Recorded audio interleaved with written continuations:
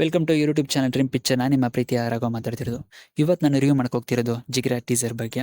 Vasant ball ಅವರ direction ಮೂಡಿ ಬರ್ತಂತ ಒಂದು ಚಿತ್ರ.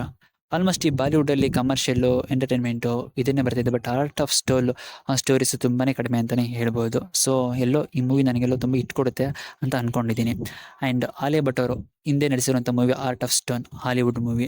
ಅದರಲ್ಲಿ ಮಾಸ್ ಆ್ಯಂಡ್ ಕೂಲೆಸ್ಟ್ ಆಗಿ ಕಾಣಿಸ್ಕೊಂಡಿದ್ರು. ಈ ಮೂವಿಲಿ ನನಗೆ ರೆವಲ್ಯೂಷನ್ ವುಮೆನ್ ಆಗಿ ಕಾಣಿಸ್ಕೊಳ್ತಿದ್ದಾರೆ ಅಂತ ಅನಿಸುತ್ತೆ.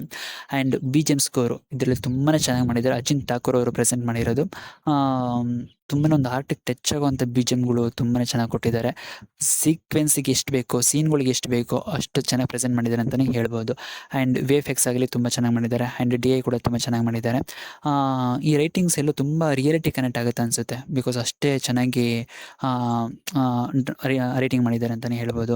ಆ್ಯಂಡ್ ಇಷ್ಟ ಆಯಿತು ಅಂತ ಹೇಳಿದ್ರೆ ಡ್ಯಾಡ್ ಆ್ಯಂಡ್ ಡಾಟರ್ ಬಗ್ಗೆ ತುಂಬಾ ಒಂದು ಸೀನ್ ಏನೋ ತೋರಿಸ್ತಾರೆ, ಡೈಲಾಗ್ ಏನೋ ಬರುತ್ತೆ. ಬಟ್ ಅದು ನಂಗೆ ತುಂಬಾ ಇಷ್ಟ ಆಯಿತು. ಬಾಲಿವುಡಲ್ಲಿ ಆಲ್ಮೋಸ್ಟ್ ಈ ಥರ ರಿಲೇಷನ್ಶಿಪ್ಪು ಟಚ್ ಕನೆಕ್ಟ್ ಆಗೋದು ತುಂಬಾ ರೋರು. ಅದರಲ್ಲೂ ನಾನು ನೋಡಿಲ್ಲ. ಬಟ್ ಇದು ನಂಗೆ ತುಂಬ ಇಷ್ಟ ಆಯಿತು ಆ ಸೀನ್ ನನಗೆ. ಇಲ್ಲಿ ನೆಕ್ಸ್ಟ್ ವಸಂತ್ ಬಾರ್ ಅವರು ಹಿಂದೆ ಮಾಡಿದಂಥ ಮೂವಿಗಳು ಅಷ್ಟೊಂದು ಹೇಳ್ಕೊಳ್ಳೋ ಅಂಥ ರೀತಿ ಇರಲಿಲ್ಲ. ಬಟ್ ಈ ಮೂವಿ ನನಗೆ ತುಂಬಾ ಚೆನ್ನಾಗಿ ಕೊಡುತ್ತೆ ಅಂತ ಅಂದ್ಕೊಂಡಿದ್ದೀನಿ. ಆಲ್ ದ ಬೆಸ್ಟ್ ಹೇಳ್ತೀವಿ ಈ ಟೀಮ್ಗೆ ನಮ್ಮ ಕಡೆಯಿಂದ. ನಿಮ್ಮ ಕಮೆಂಟ್ ಬಾಕ್ಸ್ ಏನಂತ ಅನಿಸುತ್ತೋ ಅದನ್ನು ತಿಳಿಸಿ ಅಂತ ಹೇಳ್ತಾ ಇಲ್ಲಿಗೆ ಮುಗಿಸ್ತಾ ಇದ್ದೀನಿ.